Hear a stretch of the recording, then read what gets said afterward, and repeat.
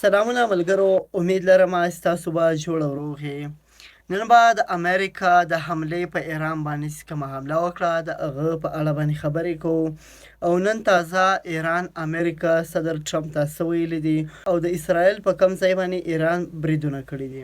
د ایران د فوز مشر امریکا صدر ټرمپ ته ویلي دي چې مستر ټرمپ جګړه خو ته شروع کولی سې لیکن ختموو به یې موږ. د ایران فوز ویلي دي چې د امریکا په ضد سخت عملیات امکان لري.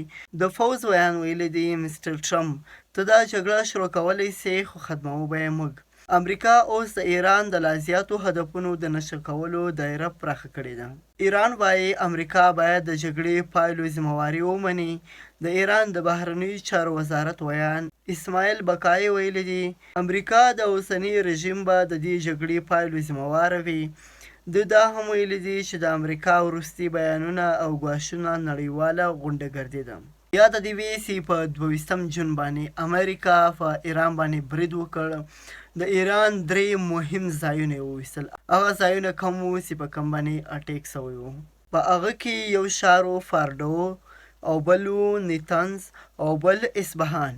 دغه 3 ښارونه امریکا تېره شپه په نښه کړل چې په جواب کې ایران جوابي کاروایي هم ورکړله امریکا ته نه بلکې اسرائیلو ته، ځکه چې ایران تر اوسه پورې امریکا ته دا ویلي دي چې د سختو عملیاتو امکان شته چې په تاسو باندې وسي. نن په ایران کې د پاسداران انقلاب د ډلې 10 کسان په شهادت باندې رسېدلي دي، ځکه چې نن اسرائیلو تازه بریدونه په ایران باندې کړي دي.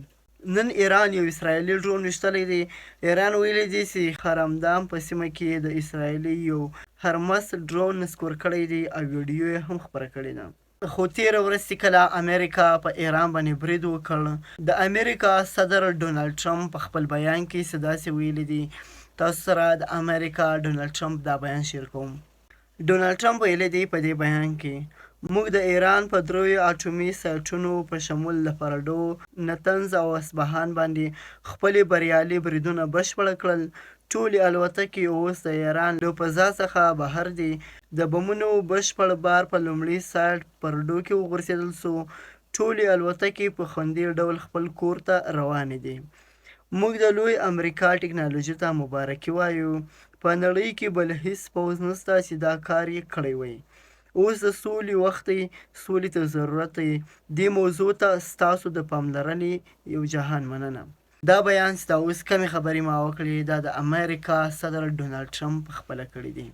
د 2025 کال د جون په 22 نیټه د متحده ایالاتو هوایي ځواک او سمندري ځواکونو د ایران او اسرائیل د جګړې د یوې برخې په توګه په ایران کې په 3 اټومي تاسیساتو برید وکړ.